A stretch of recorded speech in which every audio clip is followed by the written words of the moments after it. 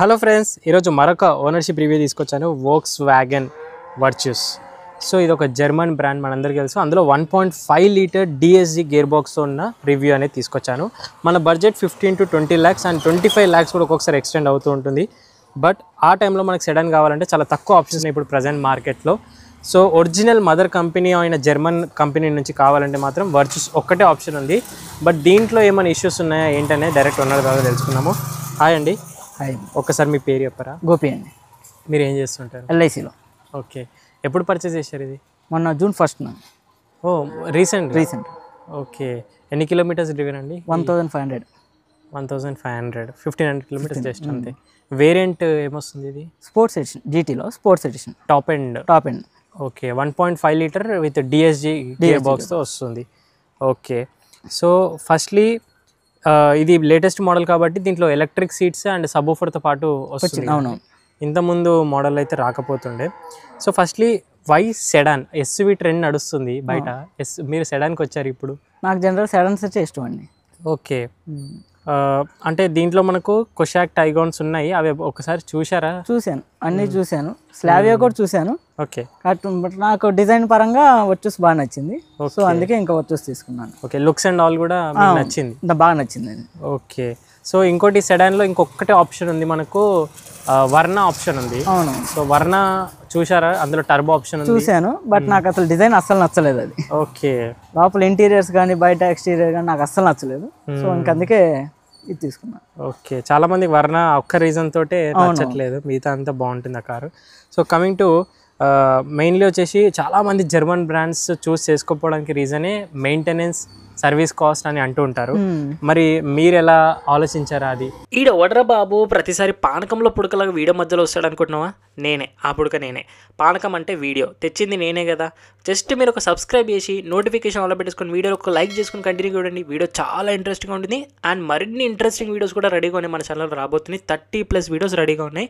ఇంకా ఎవరైనా ఇంట్రెస్ట్ చూపించే వాళ్ళు ఇలా ఓనర్షిప్ రివ్యూ మన ఛానల్ ద్వారా షేర్ చేసుకోవాలన్నా వాట్సాప్ నెంబర్ ఉంది, స్క్రీన్ పైన మెసేజ్ చేయండి. ఆలోచించాను.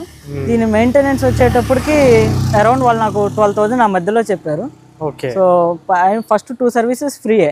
ఆల్రెడీ ఫస్ట్ సర్వీస్ అయిపోయింది, అది ఫ్రీయే. సెకండ్ సర్వీస్ కూడా ఫ్రీ అన్నారు. ఓకే, సో 12,000 కాబట్టి నేను పెద్దగా అంతగా ఇది అనుకోలేదు, హెవీ అని అనుకున్నాను. ఓకే, సర్వీస్ ప్యాకేజ్ అంటారు, వాళ్ళది ఏమైనా తీసుకున్నారా? అదే నేనేం తీసుకోలేదు. అంటే అది దాంట్లో బెనిఫిట్స్ ఏంటంటే మనకు 4 years ఒకటి, 6 years ఒకటి ఉంది. అవునవును, జస్ట్ ఒక 50,000 60,000 పే చేస్తే 40,000 చెప్పారు నాకు. 40,000 చెప్పారు. అచ్చా, దానికి వితౌట్ బ్రేక్ ప్యాడ్స్, వైపర్స్ కాకుండా 40,000 చెప్పారు. జనరల్ సర్వీస్ అన్ని. బట్ నాకు అదంతా అనిపించలేదు, నాకు ఆ టైంలో ఇంకా తీసుకోలేదు. ఇంకోటి ఈ వోక్స్వ్యాగన్స్ కూడా రెండిట్లో కూడా బెస్ట్ పార్ట్ ఏంటంటే ఫస్ట్ 15,000 kilometers వరకు మీకు సర్వీస్ అవసరం లేదని అంటారు. Is it true or general checkups ఏమైనా ఉంటాయా దీనికి? మామూలు అంటే సర్వీస్ అనేది ఏం లేదండి, వెళ్ళాల్సిందే కంపల్సరీగా. ఫస్ట్ సర్వీస్ అయిపోయింది, సెకండ్ సర్వీస్ కూడా చేయాల్సిందే అన్నారు.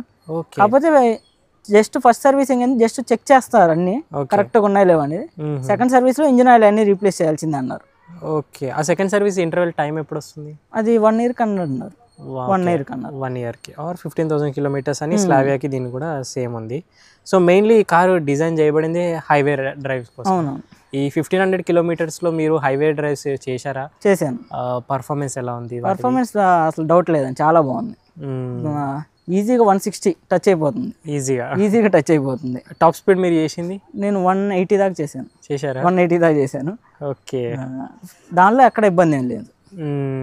ఒకటి గేర్ బాక్స్ మాత్రం సూపర్గా ఉంటుంది. నేను లాంచ్ అయినప్పుడు డ్రైవ్ చేసినప్పుడు కూడా సూపర్ గేర్ బాక్స్. అసలు ఇది జర్మన్లోనే one of the best engine and gear బాక్స్తో టైఅప్ ఉంటుంది. కాకపోతే గేర్ బాక్స్ ఒక్క డిఫాల్ట్ ఏంటంటే కంటిన్యూ లాంగ్ వెళ్తూ ఉంటే నాన్ స్టాప్గా గేర్ బాక్స్ హీట్ అవుతుంది అని అంటారు డిఎస్జిది. అది ఎంతవరకు నిజం, మీరు విన్నారా దాని గురించి? విన్నాను, నేను యాక్చువల్గా రివ్యూస్లో చూసినప్పుడు నాకు కూడా అన్నారు గేర్ బాక్స్ హీట్ అవటం, ఫెయిల్ అవటం అన్నారు. బట్ నాకైతే ఇప్పుడు దాకా ఆ సిచ్యువేషన్ అయితే ఏం రాలేదు. ఇప్పుడు దాకా హీట్ అట్లాంటివి నాకేం చూపించలేదు. కాకపోతే అన్నారు జనరల్గా వస్తుంది, చేస్తుంది అన్నారు. ఓకే, అది రేర్ కండిషన్ అన్నట్టు చెప్పారు. హైయెస్ట్ కిలోమీటర్స్ మీరు నాన్ స్టాప్ గా క్రూజ్ చేసింది ఎంత వరకు ఉంది? 400 దాకా చేశారా? ఆ టైంలో gear box heat issues, sudden గా పవర్ లాస్ అవ్వడం అసలు ఏం లేదు. ఓకే. అండ్ ఇంకోటి ఈ కార్స్లో సెకండ్గా పర్చేస్ చేయకపోవడానికి చాలామంది భయపడుతుంటారు. మైలేజ్ 1 లీటర్ తీసుకొని 3 సిలిండర్స్ ఉంటేనే సింగిల్ డిజిట్స్కి వచ్చేస్తుంది ఒక్కోసారి. దాంట్లో మీరు 1.5 మళ్ళీ డిఎస్జి గేర్ బాక్స్, మీకు మైలేజ్ సిటీ ఏమి ఇస్తుంది, హైవేలో ఏమి ఇస్తుంది? సిటీ అయితే మరి చాలా తక్కువ అండి. అంటే ఇప్పుడు ఇంజన్ ఇంకా కొత్తది అవటం వల్ల అనిపించిందేమో కానీ సిటీ నాకు వచ్చేసి 6-7 వస్తుంది. ఓకే, మరీ దారుణంగా వస్తుంది మైలేజ్. ఓకే. ఇంకా హైవే మీద మాత్రం 15-17 వస్తుంది ప్రజెంట్ అయితే. మైలేజ్ తక్కువేనండి. సిటీ అయితే బాగా తక్కువ ఇంకా. ఓకే, సో ఇది ఒక్కటి కాంప్రమైజ్ అవ్వాలి, పర్ఫార్మెన్స్ కావాలంటే తప్పదు ఇంకా. అదే తప్పదా? సిటీలో ఇంకా చాలా దారుణంగా ఉంది ఒక్కోసారి. ఇంకోటి సెడాన్స్ చాలా మంది భయపడుతుంటారు, గ్రౌండ్ క్లియరెన్స్ టచ్ అవుతుంది అంటారు. దీనికి 180 గ్రౌండ్ క్లియరెన్స్ ఇచ్చారు. ఇప్పటివరకు ఎప్పుడంత తగలలేదు, ఇప్పుడు దాకా నాకు ఆ ఇష్యూ ఏం రాలేదు, తగలలేదు. ఓకే. దీని సస్పెన్షన్ ఎలా ఉంటుంది? 1 లీటర్కి అయితే మనకి లైటర్ ఇంజన్ వస్తుంది, ఈ 1.5 లీటర్ కదా హెవీ ఇంజన్. సస్పెన్షన్ మీకు ఎలా అనిపిస్తుంది? నాకు సస్పెన్షన్ లో ప్రాబ్లం ఏమి రాలేదండి. అంటే చాలా బాగుంది. మనకి ఏదైనా గుంతలో పడినప్పుడు కూడా లోపలికి ఏం ఇంపాక్ట్ అనేది ఏమి ఉండదు, రావట్లేదు. ఇంపాక్ట్ అసలు ఏం రావట్లేదు, చాలా బాగుంది. మీరు అబ్జర్వేషన్ పట్టుకో సాఫ్ట్ సైడ్ ఉందా, హార్డ్ సైడ్ అనిపిస్తుంది? కొంచెం సాఫ్ట్ గానే ఉంది అనిపించింది, హార్డ్ అయితే ఏం లేదు, కొంచెం బాగానే. ఓకే, నేను విన్న మట్టుకు ఏంటంటే ఇందులో 1 లీటర్కి అయితేనేమో సాఫ్ట్ సస్పెన్షన్ ఇచ్చారు, 1.5కి కొంచెం హార్డర్గా ఉండొచ్చు కొంచెం అన్నారు కానీ, బట్ నాకైతే అలా అనిపించట్లేదు అది. ఓకే. అండ్ ఇంకొకటి యాక్చువల్గా మీరు దీనికి ఎంత ప్రైస్ పెట్టారండి? దీనికి టోటల్ 23 lakhs పడింది. 23 lakhs. సో 4 డిస్క్ బ్రేక్స్ వస్తాయా దీనికి? లేదు, ఓన్లీ ఫ్రంట్ 2 డిస్క్. ఈ విషయం మీరు కొంచెం డిసప్పాయింట్ అవుతారా? 4 డిస్క్ బ్రేక్స్ ఇచ్చుంటే అనుకున్నాను, బట్ బ్రేకింగ్ పెర్ఫార్మెన్స్ మాత్రం బాగుంది, బ్రేకింగ్ చాలా బాగుంది. సో నాకు అక్కడ అయితే ఇష్యూ ఏం లేదనిపించింది. 4 డిస్క్ ఇస్తుంటే బాగుంది అనిపించింది, కానీ పెర్ఫార్మెన్స్ బ్రేకింగ్ బాగుంది కాబట్టి ఇష్యూ అయితే ఏం లేదు. ఓకే. సో టైర్స్ గురించి మాట్లాడితే ఒక్కసారి అండి, మీకు ఏ కంపెనీ టైర్స్ ఇచ్చారు, ప్రొఫైల్ ఏమొస్తుంది? సిఎట్ టైర్సా? ఈ ప్రైస్ లో సిఎట్ టైర్స్ మీరు ఏమంటారు? ఎంఆర్ఎఫ్ అని ఇచ్చుంటే ఇంకా దానికి. అవును, అది నేను ఇంకా వాళ్ళు ఇచ్చారు, ఇంకా నాకు పెద్దగా ఇబ్బంది. అంటే గ్రిప్ పరంగా అంతా బాగానే ఉంది అనిపించింది, కాకపోతే ఇంకా తప్పలేదు. ఇంకా అది చాలా మంది షోరూమ్ నుంచి వచ్చిన వెంటనే ఈ అపోలో సిఎట్ ఎంఆర్ఎఫ్ తీసేసి దానికి వెళ్ళిపోతుంటారు. బట్ నాకైతే అంత అనిపించలేదు, తర్వాత ఎట్లానో మార్చాల్సిందే కదా అని చెప్పి నేనైతే. క్వాలిటీ టైర్స్ కదా కార్స్ కి, టైర్ సౌండ్ క్యాబిన్ లోకి రావాలి. క్యాబిన్ లో సౌండ్స్ ఏం లేదండి, క్యాబిన్ లో బాగానే ఉంది. ఒక్క ఇంజన్ నాయిస్ ఒక్కటి తప్పితే మిగతా ఏమీ లేదు. ఇంజన్ నాయిస్ వస్తుంది, ఇంజన్ నాయిస్ వస్తుంది. హై ఆర్పిఎం వెళ్తే మాత్రం డెఫినెట్ గా వస్తుంది, ఈవెన్ లో ఆర్పిఎంస్ లో కూడా ఒక్కొక్కసారి వస్తుంది. ఓకే. సో సెక్షన్ వచ్చే వరకు దీంట్లో 16 inches వస్తాయి కదండి దీనికి. సో 205, 55, 16 inches అనేవి వీల్స్ అనేవి వస్తున్నాయి. బట్ అట్లీస్ట్ మనకి 1.5 లీటర్ కన్నా ప్రొఫైల్ పెంచితే బాగుండేది. 1 లీటర్కి 1.5కి సేమ్ ఇచ్చేయడం అనేది అంతగా అనిపించదు. ఓకే, కమింగ్ టు ఇప్పటివరకు ఈ 1500 kilometers ఈ 1 month 2 monthsలో ఏమైనా ఇష్యూస్ ఫేస్ చేశారా? నేనైతే ఇష్యూస్ అయితే ఏం పెద్ద ఫేస్ చేయలేదు. నేను ఒకటే ఇష్యూ ఫేస్ చేసింది ఏంటంటే గేర్ బాక్స్ ఒక్కటే. ఓకే, గేర్ బాక్స్ కొంచెం ల్యాగ్ ఉంటుంది. ఓకే, ఫస్ట్ సెకండ్ గేర్స్లో బాగా ల్యాగ్ ఉంటుంది, షిఫ్టింగ్లో కొంచెం ఇబ్బంది ఉంటుంది. అదొక్కటే నాకు ఇష్యూ తప్పితే మిగతా దాడి నాకు ఎక్కడ పెద్ద ఇష్యూ అనిపించలేదు. ఓన్లీ ఇనిషియల్ గేర్స్లో 1 and 2లో కొంచెం అక్కడ ఇబ్బంది పడతా ఉంటుంది, ఫాస్ట్గా షిఫ్టింగ్ ఉండదు. అదొక్కటే కొంచెం నాకు ఇబ్బంది అనిపించింది, స్లో స్పీడ్స్లో ఎక్కువగా.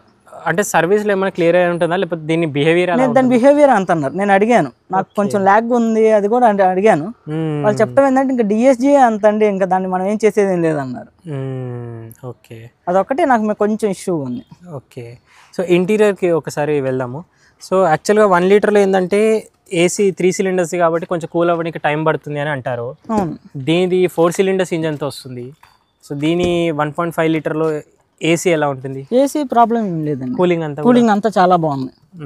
నేను ఇందాక కూర్చున్నప్పుడు కూడా ఫస్ట్లో చాలా కూల్ ఉంది క్యాబిన్ మీద, వచ్చినప్పటి నుంచి కూడా చూస్తాను. ఓకే.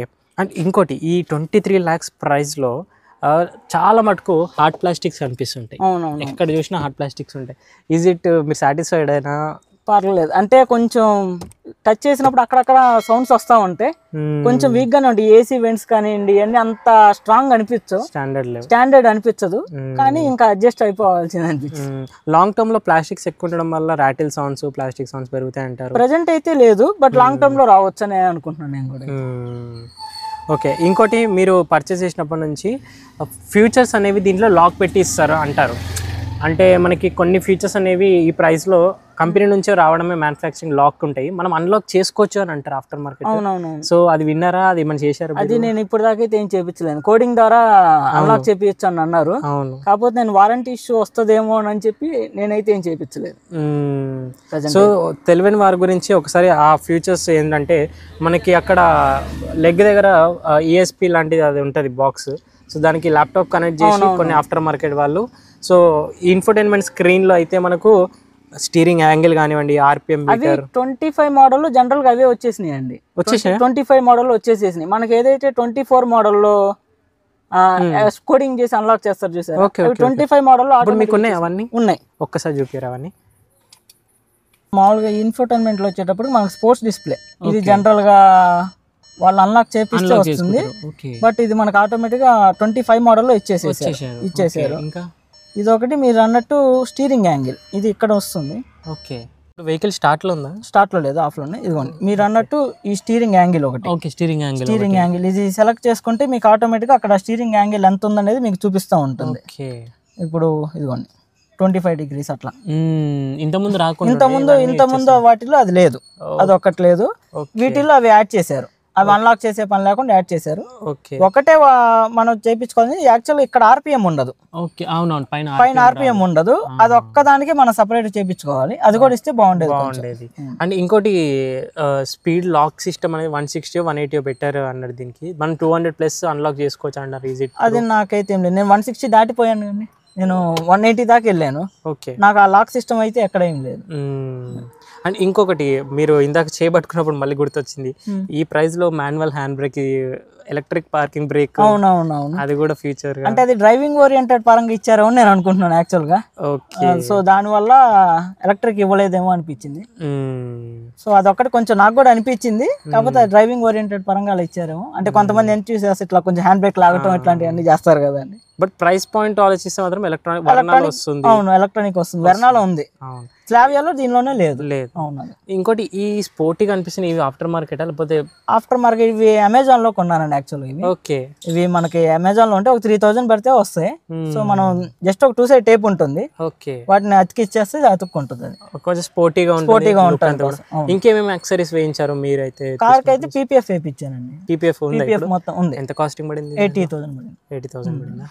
3 years or 5 years అండి? 5 years వారంటీ. 5 years warranty. ఇంకేమన్నా ఉన్నాయా? మ్యాటింగ్ అంతా కామన్?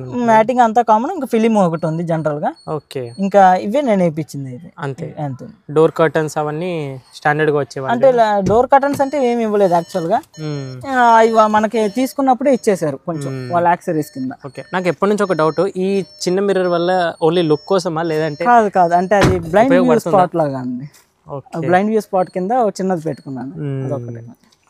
సో ఫ్యూచర్స్ చాలా మిస్ అవుతున్నాయి మనకు. ప్రైస్ పాయింట్ మాట్లాడితే చాలా మాట్లాడుకుంటూ వెళ్తే మెకానికల్ మిస్ అవుతున్నాయి ఫీచర్స్లో. ఇంకొక 2 ఫీచర్స్ ఏంటంటే ADAS ఒకటి, 360 కెమెరా ఈ మధ్య కామన్ అయిపోయింది. అవునవును. అది 23 lakhsలో మళ్ళీ. సో మీరు ఏమంటారు? ADAS నాకు అంత యూస్ఫుల్ ఏమి అనిపించలేదు. సో అదొకటి కొంచెం నాకు అంత పెద్ద తీసుకోలేదు. ఇంకా 360 కెమెరా కొంచెం ఉంటే బాగుండి అనిపించింది. బట్ దీనికి ఉన్న కెమెరా కూడా అంత క్వాలిటీ ఏమి ఉండదు. చాలా డిమ్ లైట్ గా ఉంటది. ప్లస్ అది అడాప్టివ్ కూడా కాదు, జస్ట్ అలా ఉంటది, లైన్స్ ఉంటాయి. ఆ క్వాలిటీ కూడా అంత హెవీ ఉండదు. సో అది కూడా కొంచెం కాంప్రమైజ్ అయినట్టు. ఇవన్నీ ఆలోచించారా లేకపోతే ఇంజిన్ పర్ఫార్మెన్స్ కావాలా అన్నట్టుగా? అవును, ఇంకా అంటే నాకు కొంచెం యాక్చువల్గా హ్యుండాయ్ కొన్ని సర్వీస్ నాకు అంత నచ్చదు. ఫస్ట్ నేను వెర్నా కూడా తీసుకుందాం అనుకున్నాను. ఓకే. నా ఎగ్జిస్టింగ్ కార్ i10 కొంచెం దాంతో కొంచెం నాకు సర్వీసింగ్ అంత బాగా నచ్చల గుంటూరులో. ఓకే. సో ఇంకా దానికోసం కూడా మారిపోయాను ఇంకా. సో డిఆర్ఎల్స్ అయితే చాలా బ్రైట్ గా ఉన్నాయి. హెడ్ లైట్స్ త్రో ఎలా ఉందండి దీంట్లో? డీసెంట్ అండి. మనం యావరేజ్ నైట్ అయితే ఒక 80 to 90 స్పీడ్ మెయింటైన్ చేయొచ్చు అంతే. అండ్ ఇంకోటి ఫాగ్ లైట్స్ వస్తున్నాయి, బట్ అవి హెలోజిన్స్ అని విన్నాను. అవునవును, హెలోజిన్స్. ఎల్ఈడీస్ ఇచ్చుంటే కూడా బాగానే ఉండేది. బట్ నాకైతే కొంచెం హెలోజన్ ఉంటేనే బెస్ట్ అనిపించింది. అవి కొంచెం మన స్టీరింగ్ యాంగిల్ బట్టి రొటేట్ అవుతా ఉంటాయి. కార్నరింగ్ ఉంది. సో అదే ఉంటే బాగుంది అనిపించింది. ఇంకోటి ఆఫ్ కోర్స్ బిల్డ్ క్వాలిటీలో జర్మనీ బీట్ చేసే కార్ లేదు. మీ ఒపీనియన్ ఎలా ఉంది ఇప్పటివరకు ఎక్స్పీరియన్స్ కానీ? బిల్డ్ క్వాలిటీ బాగానే ఉందండి. డోర్స్ అవన్నీ కూడా చాలా స్ట్రాంగ్ గా ఉంటది. సో అంత తొందరగా డోర్ వేసినా కానీ పడదు. అదొకటి కొంచెం స్ట్రాంగ్ గానే ఉంది. బిల్డ్ క్వాలిటీలో నాకు ఎక్కడ ఇష్యూ లేదు. ఇంటీరియరే కొంచెం ప్లాస్టిక్స్ ఎక్కువ వేయటం వల్ల అదే కొంచెం నెగిటివ్ అనిపించింది. ఓకే, బూట్ స్పేస్ అంతా సరిపోతుంది? సరిపోతుంది, బాగానే ఉంది. బూట్ లోపల పైన మీకు ఇన్సులేషన్ ఇచ్చారా లేకపోతే ఓపెన్ గా అలాగే పెట్టేశారా మీకు?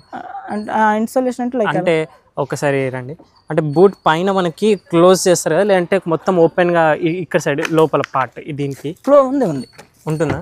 అంటే మనకి జస్ట్ ఇలా 1 లీటర్ దానికైతే ఏదో మిస్ అవుతుందని విన్నాను. దీనికి ఇన్సులేషన్ వస్తుంది. ఓకే, బూట్ స్పేస్ అంతా కూడా సరిపోతుంది. సో ఇంకోటి ఇది 1 లీటర్ 1.5 లీటర్ గుర్తుపెట్టడానికి ఒకసారి వ్యూయర్స్ కోసము ఇక్కడ ఎగ్జాస్ట్ పైప్స్ అని 2 వస్తాయి దీనికి. సో 2 టిప్స్ అవుట్ ఉంటాయి. 1 లీటర్కి అయితే ఒకటే పైప్ వస్తుంది, అది ఈజీగా గుర్తుపట్టవచ్చు. బట్ మిగతా ఎక్కడ నుంచి కూడా 1 లీటర్కి 1.5కి డిఫరెన్స్ అయితే ఉండదు. సో ఇన్ని కాంప్రమైజెస్ అయిన తర్వాత మీరు సాటిస్ఫైడ్ అయినా, ఎక్కడ సాటిస్ఫై అయ్యారు? పెర్ఫార్మెన్స్ ఒకటేనండి, దానిలోనే సాటిస్ఫైడ్. యాక్సిలరేటర్ ఇచ్చిన ప్రతిసారి ఇంకా ఫీల్ వస్తుంది, మనకి ఫీల్ వస్తుంది. ప్లస్ ఇంజన్ సౌండ్ కూడా బాగుంటుంది. ఒక పర్టికులర్ ఆర్పిఎం దాటితే ఒక స్పోర్ట్స్ ఇంజన్ సౌండ్ లాగా వస్తూ ఉంటుంది. సో అది నాకు కొంచెం బాగా నచ్చింది. సో మెయిన్ పెర్ఫార్మెన్స్ కోసమే నేను తీసుకుంది. సో ఈ ప్రైస్లో మీరైతే సజెస్ట్ చేస్తారా? ఎవరికి సజెస్ట్ చేస్తారా? తీసుకోవచ్చు, అంటే ఎవరికంటే ఎక్కువగా డ్రైవింగ్ బాగా ఇష్టపడే వాళ్ళకి కొంచెం తీసుకోవచ్చు. మిగతా వాళ్ళకైతే ఫ్యూచర్స్ కావాలంటే ఇంక జనరల్గా వెర్నాకి వెళ్ళిపోవటం, అది కాకపోతే డిజైన్ బట్టి ఉంటుంది. ఇంకా ఎక్కువగా డ్రైవింగ్ ఇష్టపడే వాళ్ళకైతే బాగా డ్రైవింగ్ మాత్రం ఎక్స్ట్రాడినరీ, స్టీరింగ్ కానివ్వండి, స్టెబిలిటీ మంచిగా అలా 180లో కూడా కాన్ఫిడెన్స్గా ఉంటుంది ఈ కార్స్ అనేవి. అదొక విషయంలో అయితే మనం తీసుకోవచ్చు. అండ్ ఒకసారి ఈ 23 lakhs ఆన్ రోడ్లో డౌన్ పేమెంట్ ఈఎంఐ ఒకసారి షేర్ చేసుకోవాలి. నేను డౌన్ పేమెంట్ వచ్చేసరికి 6,50,000 కట్టాను. ఓకే, ఇంకా మిగతా 16,50,000 మట్టికి ఈఎంఐ. ఓకే, నాకు ఈఎంఐ వచ్చేసి పర్ మంత్ 26,500 ఆ మధ్యలో ఉంటుంది. ఓకే, 7 years పెట్టాను. 7 years పెట్టాను. ఓకే, ఇంకేమైనా ఇష్యూస్ ఉన్నాయి కంపెనీ బెటర్ చేసుకుంటే? ఇష్యూస్ అంటే నాకు మెయిన్ అనిపించింది బ్యాక్ కెమెరా ఒకటండి, అది కొంచెం క్వాలిటీ అసలు లేదు. అదొకటి. లోపల కొంచెం ప్లాస్టిక్స్ కొంచెం బాగా ఇదిగా ఉంది, లైట్ గా ఉంటాయి, ఏమన్నా పగిలిపోతాయి ఏమన్నా ఒకసారి అనిపిస్తూ ఉంటుంది. అదొకటి, ఆ క్వాలిటీ ఒకటి. ఇంకా ఆటో స్టాప్ అనే ఒక ఫీచర్ ఇచ్చారు, అది అసలు వేస్ట్ నన్ను అడిగితే.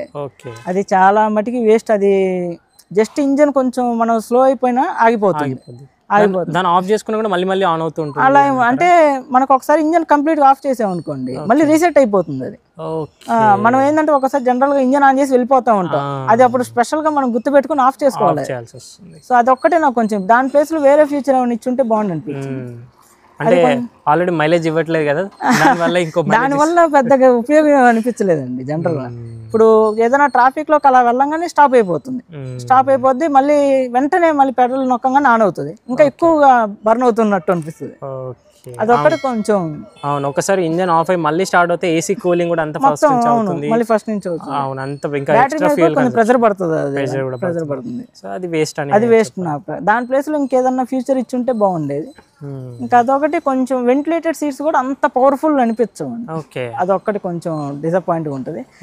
బాగా కూలింగ్ అంటే లోపల -16 అలా పెడితేనే కొంచెం తెలుస్తూ ఉంటది. నార్మల్ 24, 22 ఆ మధ్యలో మనకి ఏం అనిపించదు, ఏదో కొంచెం అప్పుడప్పుడు చల్లగా ఉందనిపిస్తుంది. అదొకటి, అవి కొంచెం ఇంప్రూవ్మెంట్ చేసుకుంటే బాగుంటుంది. సో ఓవరాల్గా అయితే ఇష్యూస్ ఉన్నాయి. ఇంత ఇన్వెస్ట్ చేసిన తర్వాత పర్ఫార్మెన్స్ దగ్గర కాంప్రమైజ్ అయిపోవాలి. ఆ ఫీల్, ఆ జర్మన్ కార్, అదేమంటారు డ్రైవబిలిటీ కార్ అయితే డెఫినెట్లీ ఉంటుంది. బట్ ప్రైస్ మాత్రం కాంప్రమైజ్ అవ్వాల్సింది చాలా విషయాల్లో. సో ఇది మీకు రివ్యూ హెల్ప్ఫుల్ అయిందని అనుకుంటున్నాను.